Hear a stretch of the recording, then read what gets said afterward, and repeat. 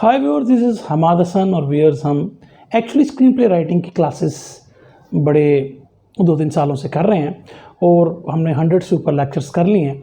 और इन लेक्चर्स में हमने स्क्रीन प्ले राइटिंग को देखा है कि उसको कैसे लिखा जाता है ड्रामा के लिए, फिल्म के लिए, और उसमें क्या इश्यूज़ आते हैं। लेकिन आज का जो टॉपिक है वो है एक फ़िल्म के रिव्यू पर। और फिल्म है जो कि इस वक्त जिसने दुनिया में तहलका मचाया हुआ है, यानी कि रेवेन्यू वाइज। और पाकिस्तान में बहुत अरसे के बाद एक ऐसी फिल्म आई है जिसने एक बेंचमार्क बना दिया आने वाले दिनों में कि अब हमारा मेयार जो है वो इस लेवल का होना चाहिए कि आइंदा आने वाली फिल्में कम से कम उस लेवल को टच करें। लेकिन ये बात हो रही है टेक्निकली इस बात को वो टच करें। इस पर अभी हम बात करते हैं और फिल्म का नाम है the legend of Maula Jatt. Viewers, मैंने अपने चैनल पर, जो कि आप देख सकते हैं, इस चैनल पर काफ़ी सारे वीडियोज़ हैं और आप इनमें से जो भी इससे इस्तेफ़ादा हासिल करना चाहे, जो भी इसको जो है इससे कुछ सीखना चाहे, वो इसको सब्सक्राइब करें और बेल आइकन को भी प्रेस कर सकता है ताकि नोटिफिकेशन उसको मिलती रहे। तो व्यूअर्स, आज के लेक्चर में हम देखेंगे कि फिल्म की स्टोरी का क्या इशू है। इसमें बहुत ज़्यादा प्रॉब्लम्स हैं और बहुत ज़्यादा लूप होल्स हैं और ये किसी लेवल पर भी एक ऐसी स्टोरी नहीं है कि जिसको आप वर्ल्ड क्लास स्टोरी कह सकते हो। उस पर हम आज डिस्कस करेंगे। तो लेट्स बिगिन।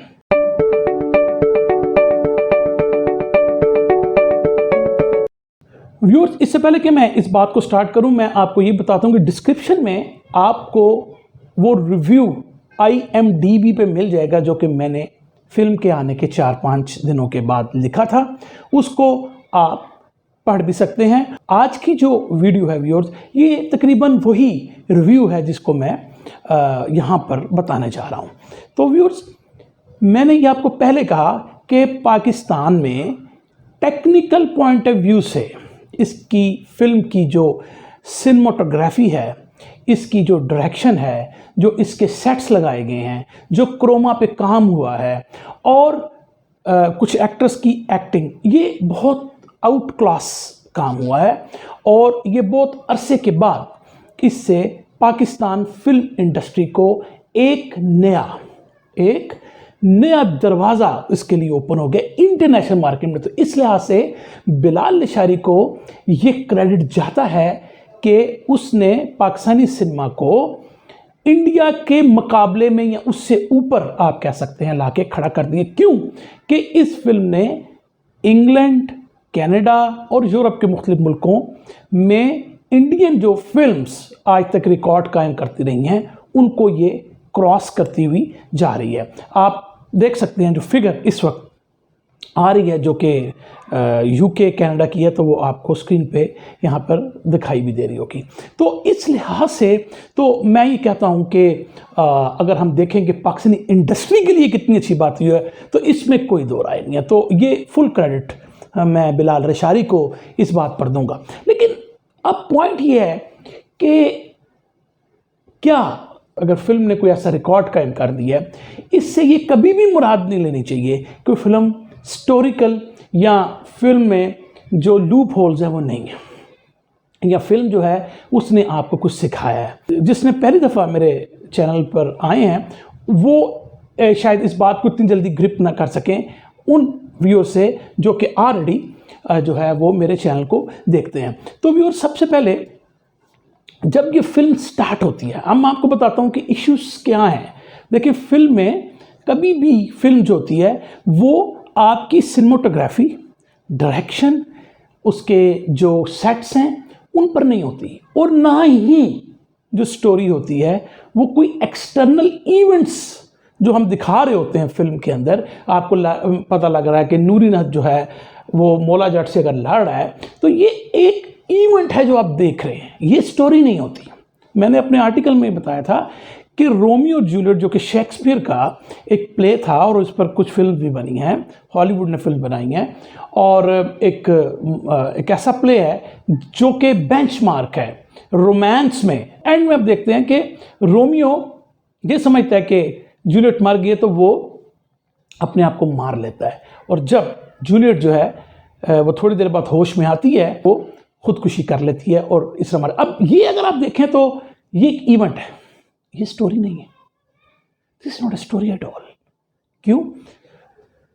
कि वो जो इवेंट है एक्चुअली वो कैसे करेक्टर पर अफेक्ट करता है वो स्टोरी होती नहीं। कि इस केस में सपोज हो सकता है कि चूंकि इन दो खानदानों के दरमियान एक राइवलरी थी, एक दुश्मनी थी आपस में, तो ये दोनों खानदान जब लड़े तो उसमें ये दो मारे गए। तो ये सिंबल थे उस थीम का कि अगर दो क्लैंस के दरमियान, दो फैमिलीज के दरमियान अगर आप अपने गुस्से को, अपने इंसैनिटी को काबू में नहीं रखेंगे तो आपके अपने प्यारे भी मर सकते हैं।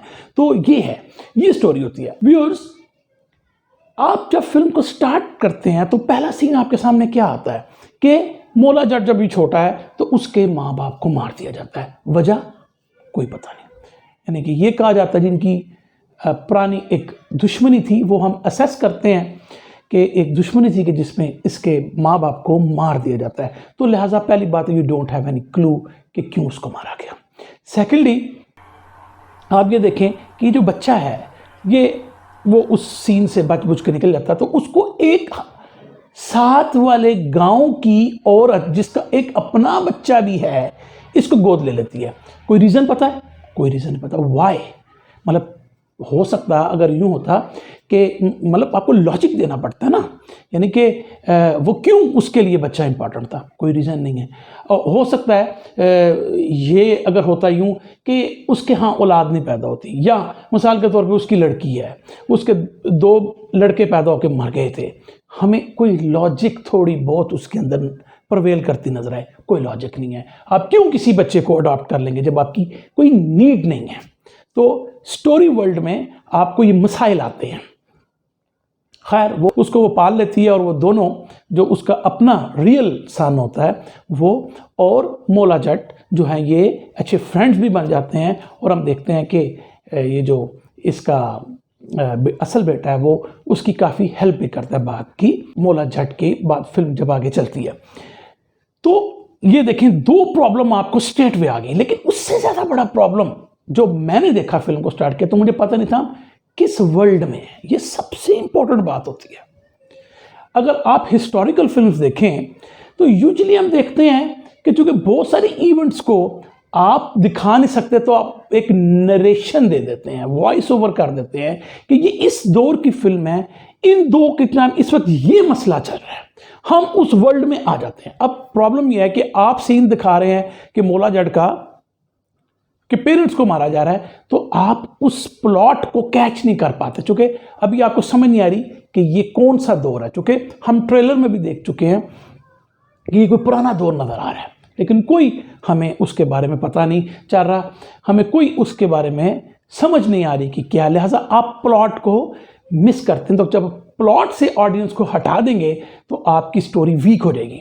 एनी हाउ, लेट्स से कि ये हम इसको ऐसे मान लेते हैं, हमें सबसे पहले इस फिल्म के दौर का कुछ इस तरह पता लग सकता है कि उसके अंदर वर्ड पैसा बोला जा रहा है। अब पैसा जो है और क्वाइंस इस्तेमाल किए जा रहे हैं, कि रुपए या नोट की शक्ल में कोई करेंसी नहीं है। तो इससे अखज़ हमने किया कि ये पैसा, ये जो क्वाइंस हैं, ये अकबर के दौर की लगभग बात होगी, क्योंकि उसी के दौर में चांदी के सिक्के थे, उन्हें पैसा कहा जाता था। और फिर उसके अलावा जो बहुत खूबसूरत चीज़ मुझे उस फिल्म में नज़र आई है वो जो बर्तन सिल्वर के और ब्रॉन्ज के, और वो बड़े खूबसूरत, मैंने कहा कि उसमें तो कोई शक ही नहीं इस फिल्म के में कि बहुत मेहनत हुई है ड्रेसिंग में, वार्डरोब में। लेकिन अभी मैं आगे भी जिक्र करूँगा कुछ। तो वो हमें इसका मतलब 500 साल पहले के करीब की ये इवेंट्स दिखाए जा रहे हैं। तो हमें कुछ थोड़ा टाइम लगा, चंद सीन गुजर गए तो कुछ थोड़ी बहुत समझ में आई कि अच्छा ये उस दौर की बात होगी। फिल्म में आपने 4-5 चीज़ों को देखना होता है: story, characters, plot, sequences, dialogues. ये 4-5 चीज़ें होती हैं। और उससे ज़्यादा इंपॉर्टेंट आपके स्टोरी का वर्ल्ड होता है, जिसमें आप स्टोरी को बयान करें। क्योंकि वर्ल्ड जो है आपकी स्टोरी में, अगर वर्ल्ड जो है वो डिफरेंट कर दिया जाए तो एक तरह की थीम की फिल्म जो है वो डिफरेंट मीनिंग देना शुरू कर देती है। जब मोला जट बड़ा होता तो हमें समझ में आती है कि ये तो लोगों को मारकर जिंदा रहता है। वो अखाड़ा दिखाती हैं और वो जो अखाड़ा है वो ग्लैडिटोरियल गेम्स, जिस तरह के हमने फिल्म बेनहर में, ग्लैडिएटर में, बेनहर में ये जो स्पार्टकस एक शो था उसमें ये हमने बहुत सारे अरीनास को देखा कि जिसमें रोमन्स जो हैं ऐसी कत्लगाहें बना लेते हैं कि वो अपने जो स्लेव्स होते हैं, अपने जो कैद किए हुए जो मजबूर लोग होते हैं, ठीक है, उनको आपस में लड़ाते हैं और जीत हार का फैसला दूसरे की मौत से होता है। तो इस तरह का तासर दिया।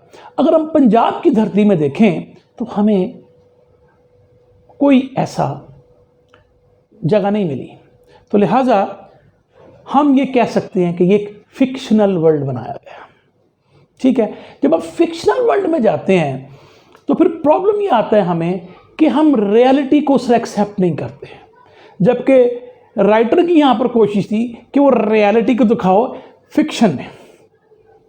यूं नहीं हो सकता। ये कॉपी जो की गई, ये जो अरीना डिस्कवर किया गया, ये उधर से कॉपी किया गया।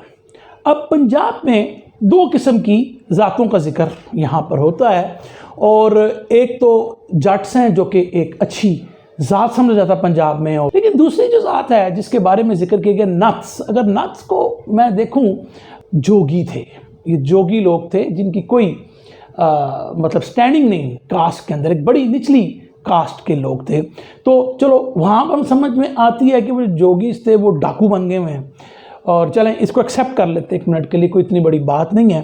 तो वो डाकू हैं और वो इनके गांव के गांव जो हैं वो आके तावान जो है वो हासिल करते हैं। और यहाँ पर भी लफ्ज़ भत्ता यूज़ हुआ है, और भत्ता जो है मेरे नज़दीक ये बहुत करीब मॉडर्न वर्ड है। तो इस लिहाज से भी राइटर ने कोई ख़ास तहकीक नहीं की कि उस वक्त ये वर्ड भत्ता बोला जाए। उसकी वजह क्या है कि उनको खुद भी नहीं पता कि वो कौन से वर्ल्ड के अंदर हैं, कौन से टाइम एंड स्पेस में मौजूद हैं। इसी वजह से ये प्रॉब्लम आ रही है राइटर को भी। तो वर्ड भत्ता यूज़ हुआ है, और इसी लिहाज से देखें, मैं इसलिए कह रहा हूँ फिक्शन और फैक्चुअल जब आप वर्ल्ड दिखाते हैं तो उनमें ये चीज़ें फ़र्क आपको डालती हैं। तो ये एक क्रिटिकल प्रॉब्लम है इसकी भी।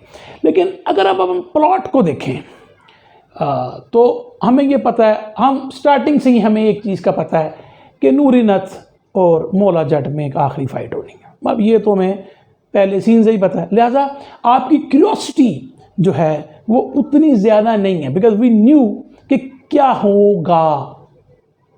ठीक है ना।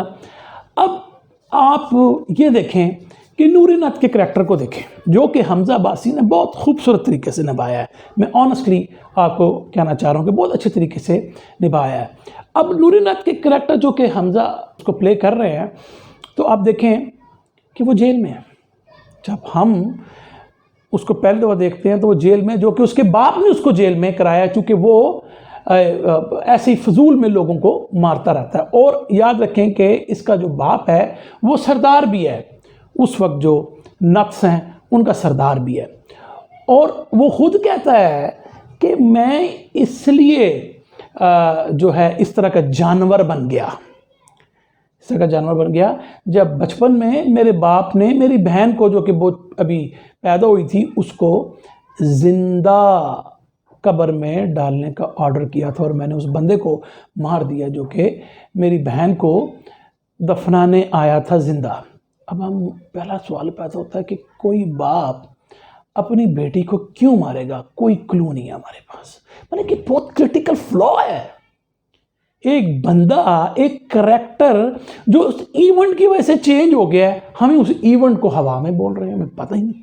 और फिर उससे बड़ा मुज़ाहका इस फिल्म में क्रिटिकल जो इशू एक और आ रहा है कि वो जेल में रहा है तकरीबन, तो उसके बाप के पास एक एम्पल अपॉर्चुनिटी थी कि वो अपनी बेटी को मार देता, लेकिन फिर भी नहीं उसने मारा। तो ये भी एक बड़ा फ्लॉ इसके अंदर आ रहा है। स्टोरी ब्रोकन है।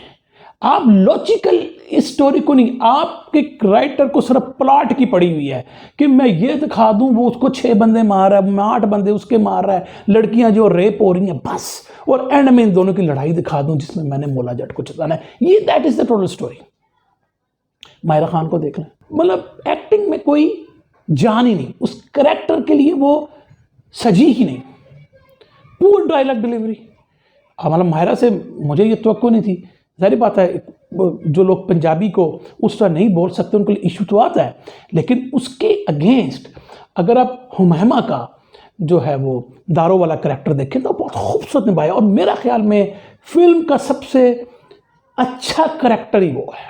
ट्रीचरस, कनिंग, दिल में रखने वाली चीजें, बाहर से कुछ और। This is very beautiful character जो कि अपनी सरदारी के लिए कोशिश कर रही है।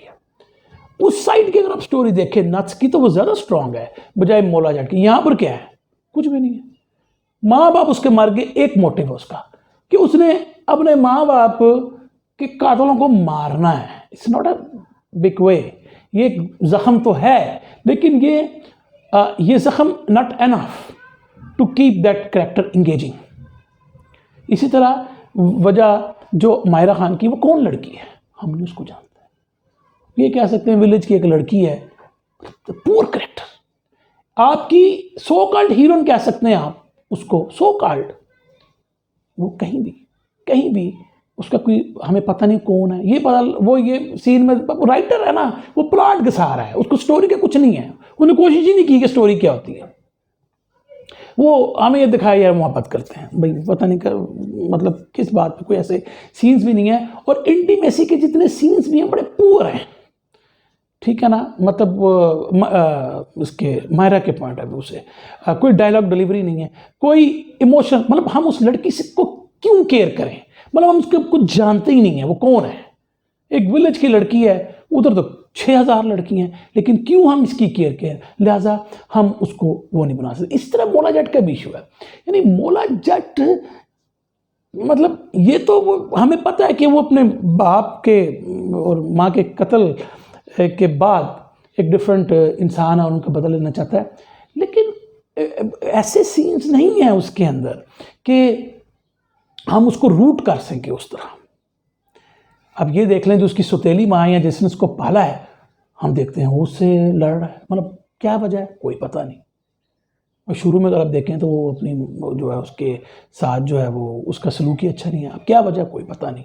तो ब्रोकन स्टोरी है, यही वजह होती है। कैरेक्टर डेवलप करना इतना आसान काम नहीं होता जब, और मतलब फाइटिंग आपने, मैंने कहा ना, आपने फाइटिंग्स बहुत अच्छी दिखा दी, वार बहुत बड़े अच्छे दिखा दें। अब आप देखें जो वहाँ पर इशू चल रहा है कि दारो ये चाहती है कि वो सरदार बन जाए, ठीक है, इसलिए जो एक मौका आता है कि वो जो दूसरे नथ जो कि अपना बेटा को सरदार बनाना चाहते हैं, वो उसका वो सर कलम कर देती है। तो वो एक अच्छा सीन था जिसमें पता कि टीचरस किस्म की लड़की है, अपने मफाद के लिए वो कुछ भी कर सकती है। लेकिन अगेन आप देखें, अब ये तो फ्लॉज के इतने मसले हैं इस फिल्म के अंदर कि जब मोला जट से उसकी मुलाकात थी, दूसरी मुलाकात में वो उसको अपना दिल दे बैठी, मतलब। और उसके बाद जब उसको मोला जट को पकड़ लिया जाता है और वो जब जेल में होता है तो वो उसके पास जाती है और उसे कहती है कि हम दोनों अगर मिल जाए ना तो हम जो है ना मुसीबत डाल सकते हैं दुनिया को। अब कितना बड़ा फ्लॉ है ये, अब देखें, एक दुश्मन दो फैमिलीज। मोटिव क्लियर हो गया है कि मोला जट कौन था, और नूरी नथ भी बाहर आ चुका है, उसे ही पता है वो कितना ख़तरनाक है, और नूरी नथ ने अपनी बहन को सरदार बना भी दिया है। कि वो क्यों चाहेगी कि उसका क्राउन जो है वो शेयर हो। सिर्फ एक अकल की बात है ना, देर नॉट कोई सीन्स नहीं है उसके अंदर हमें उस चीज़ को समझाने के लिए। बस एक नज़र देखा, एक मुलाकात उसकी हुई जब वो उसके गांव जाता है और जाके कहता है कि मैं माफ़ी मांगने आया हूँ, तो वो एक अच्छा पॉइंट था। मैं समझता था कि उस पर स्टोरी डेवलप की जाती तो बड़ी स्टोरी बननी थी, कि जिसमें उसके गांव वाले कहते हैं कि तुम्हें गांव को बचाना चाहिए। तो वो एक बड़ी बात थी कि अगर उस पर स्टोरी को बढ़ाया जाता, यानी क्या कि मैं अपनी ज़ाती रंजिश को छोड़ के अपने ज़ाती इंतकाम को छोड़ के इस गांव की हिफाजत करूंगा। तो एक बड़ी स्टोरी का कैनवस बनता है, लेकिन उस पर डेवलप नहीं हुई स्टोरी, उसको अब छोड़ दें। तो अब वो 2 सीनों में ही उससे मोहब्बत कर, उसको जाके अपना क्राउन शेयर कर रही है, हम मिल जाते हैं। जैसे बैड राइटिंग हमें ये बिलीव कराया जाता है, जो दूसरे नथ के जो जिनका बेटा मारा गया होता है वो निकाल लेते हैं फवाद को या मौला जट को, और ये हमें बिलीव करवाने की कोशिश करते हैं, या हमज़ा को जो कि नूरी नाता है, कि तुम्हारी बहन को इसने कत्ल किया, चूँकि वो नत्स ने कत्ल कर दिया। जैसे वो मतलब ये लेकर जाती है मौला जट के पास कि हम शेयर कर लेते हैं क्राउन, तो मौला जट नहीं मानता, तो जब बाहर निकलती है तो वो जो राइवल नत्स होते हैं उसको मार देते हैं, और उसका इल्ज़ाम जो है मौला जट पर लगा देते हैं और मौला जट को निकाल के ले जाते हैं।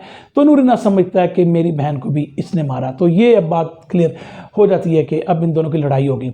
ये बात भी करेक्ट है कि इस फिल्म में गोल क्लियर है, वो हमें स्टार्टिंग से पता है, फिल्म देखने से पहले ही पता है कि इसकी नूरीनत के साथ लड़ाई होनी है। वजह कि उसके पेरेंट्स को मार दिया। बहुत ही ऐसी रीज़न है कि जो कि एक आम सी रीज़न है, मैं उसको ट्रॉमा तो समझता हूँ किसी की लाइफ में, लेकिन उसके अंदर की स्टोरी क्या है। यानी कि फिल्म में आपको करैक्टर लड़ते हुए बस नज़र आ रहे हैं, उसने उसके 6 मार दिए, उसने उसके 8 मार दिए, आखिर में लड़ाई खत्म, लेकिन स्टोरी क्या है, ठीक है ना। उस मौला जट का मसला क्या है हमें नहीं पता। मतलब इवेंट हमने देख लिया, उसका बाप मर गया, वो उसका जो है वो बदला लेना चाहता है। इट्स अ शैलो राइटिंग, यानी कि मतलब मैं उसको कोई बड़ी राइटिंग या मैं उसको ऐसा प्लॉट नहीं समझता कि जो कि मैं वाह वाह वाह, क्योंकि ये तो आम सी बात है ना, कोई ऐसी हम नहीं कह सकते कि जो है बड़ी क्लास की इसमें चीज़ है। अब आप देखें एंड में जो बिलाल लशारी के साथ इशू है, वैसे तो उसने कुछ 1-2 सीन मैंने अपने उस रिव्यू में बताए हैं कि जब नूरी नथ जो है जेल में उसको मारने के लिए जब बंदे भेजे जाते हैं तो वो दीवार पर उस बंदे को मारता है, तो उससे जो डेब्रीज बाहर आती हैं, वो जो दीवार का जो चूना और इस चीज़ बहुत खूबसूरत तरीके से उसने, लेकिन मैं इसलिए कहता हूँ कि उस लिहाज से फिल्म बहुत अच्छी है, लेकिन ये फिल्म नहीं होती ना, ये स्टोरी नहीं होती। एंड में इन दोनों की फाइट है, और अब फाइट में देखें आखिरी सीन है, क्लाइमैक्स को रिजॉल्व कर रहे हैं आप, अरीना में कोई बंदा ही नहीं, पिंडाल में देखने वाला बंदा ही कोई नहीं। तो इसका क्या मतलब हुआ कि ये दोनों का एक ज़ाती सा मसला है और इसका कैनवस कोई बहुत बड़ा नहीं है, लड़ ले मर ले जीत जाएगा, बात नहीं बनी। मैं आपको टेक्निकल ये कोई इश्यूज नहीं उठा रहा, ये मैंने उठाए हैं, अभी तक मैंने कोई उसके रिव्यूज़ भी ऐसे नहीं देखे एमडी में, जो क्यों कि स्टोरी को समझने वाले लोग कम हैं, और लिखने वाले जो रिव्यू करते हैं उनको भी नहीं पता होता, लिख रहे हैं जो स्टोरी है ओरिजिनल उनको भी नहीं पता। मैं आपको बहुत ऑनेस्टली बता रहा हूँ, ये एक्चुअल हमारे राइटर के साथ मसला है कि हम समझ रहे होते, हम प्लॉट के इवेंट जोड़ रहे होते हैं और हम समझ रहे होते हैं कि हम जो है वो कहानी लिख रहे हैं, जबकि वो कहानी नहीं होती। तो अरीना खाली है, और उसके बाद उन्होंने कैमरे को इतना करीब रखा हुआ है आखिरी फाइट में कि आपको उसकी ग्रैंडियोसिटी की नहीं पता लगता, कितनी बड़ी फाइट, 2 क्लैंस के अंदर आज जो है फैसला हो जाना है, तो वो नहीं फैसला हो मतलब फैसला होना है, और वो फाइट का आप एंगल ऐसा दिखा रहे हैं कि वो छोटा छोटा लगे जैसे एक कमरे में लड़ाई हो रही है, तो वो फिर बात उस तरह नहीं बनती। बहरहाल उसमें मौला जट ने विन करना था, वो विन कर जाता है। तो अब हम कह सकते हैं कि ईवल हार गया और गुड विन कर गया। ये it's not a theme, it's a subject. तो व्यूअर्स, ये छोटा सा एक रिव्यू था, मैं इसको थोड़ा शॉर्ट रखना चाहता हूँ। इसमें कई बातें मैं अब डायलॉग के बारे में अगर आप देख लें, डायलॉग इतने पुअर हैं, यानी कि आप डायलॉग जब बोलते हैं आपका काम सिर्फ ये नहीं होता कि आप कैरेक्टर की दहशत दिखाएं, सिर्फ ये कैरेक्टर का काम नहीं होता, उसके हर डायलॉग में यही है, आप कैरेक्टर होते हैं, स्टोरी को आगे बढ़ाते हैं, कैरेक्टर बताते, डायलॉग स्टोरी को आगे बढ़ाते हैं, डायलॉग आपको बताते हैं कैरेक्टर का इनसाइड क्या है, वो क्या कह रहा है, अंदर से वो क्या है, ठीक है ना। ये चीज़ें उसके अंदर में नज़र नहीं आई, तो लिहाजा डायलॉग जो हैं वो भी कोई इसका नहीं है। और ये मैं कहता हूँ कि फिल्म की जो कामयाबी है वो उसकी सिनेमाटोग्राफी की वजह से, उसकी फाइटिंग की वजह से, और चूँकि ये एक फ़िल्म पहले आ चुकी है, कुछ लोगों ने उसके साथ रेजोनेट किया, और कुछ चूँकि पाकिस्तान में बहुत अरसे के बाद फिल्म आई थी और इसको बड़ा क्लिक किया गया और मैं ये ज़रूर क्रेडिट, मैंने पहले भी कहा कि डायरेक्टर ऑफ फिल्म को देना चाहता हूँ कि उसने ये मार्वलस काम किया है कि उसने पाकिस्तान सिनेमा को एक नई रूह दे दी है, इसमें कोई शक नहीं है। और जो है मैं अपने कुछ लोगों से बात कर रहा था कि मैं कहता कि अब थोड़ा डिफ़िकल्ट हो गया बाकी लोगों के लिए कि वो ये तकरीबन 50 करोड़ की फ़िल्म है, 50 करोड़ की फिल्म है, तो उम्मीद है कि 200 करोड़ कमाएगी तो उसका कोई फ़ायदा होगा। लेकिन अब 50 करोड़ तो हर फिल्म पे पाकिस्तान में नहीं लगने हैं, ठीक है। लिहाजा you have to search for stories, ऐसी स्टोरीज़ जो कि आपकी 10-15 करोड़ में भी बनती हों, बने और लोग के यार मज़ा आ गया, ठीक है ना। इसलिए कि आपने वो वर्ल्ड क्रिएट, ये जो भी आपको इसका जो मतलब असर मौला जट फिल्म का जो आया वो उसकी मतलब उसकी खूबसूरती यही है कि उसमें बहुत कमाल की जो है वो सिनेमाटोग्राफी हुई है, डायरेक्शन बहुत अच्छी है, म्यूज़िक जो हर सीन के अंदर आ रहा है, जो बैकग्राउंड म्यूज़िक था बहुत अच्छा है, और क्या कहते हैं फाइटिंग अच्छी है, तो इस लिहाज से वो क्लिक कर गई है। मेरे नज़दीक तो ये है। स्टोरी का मैंने आपको सारा खोल के बता दिया कि ये एक टूटी हुई स्टोरी है और एक ब्रोकन प्लॉट है। मुझे उम्मीद है व्यूअर्स कि आपको ये रिव्यू पसंद आया होगा फिल्म का, और आप मेरे चैनल को सब्सक्राइब कर सकते हैं, और वहाँ पर स्क्रीन राइटिंग पे बहुत सारी क्लासेस मौजूद हैं, जो इसको पढ़ना चाहते हैं उनको मज़ा आएगा। तो viewers thank you very much, मिलते हैं बहुत जल्द नए लेक्चर में। Thank you very much.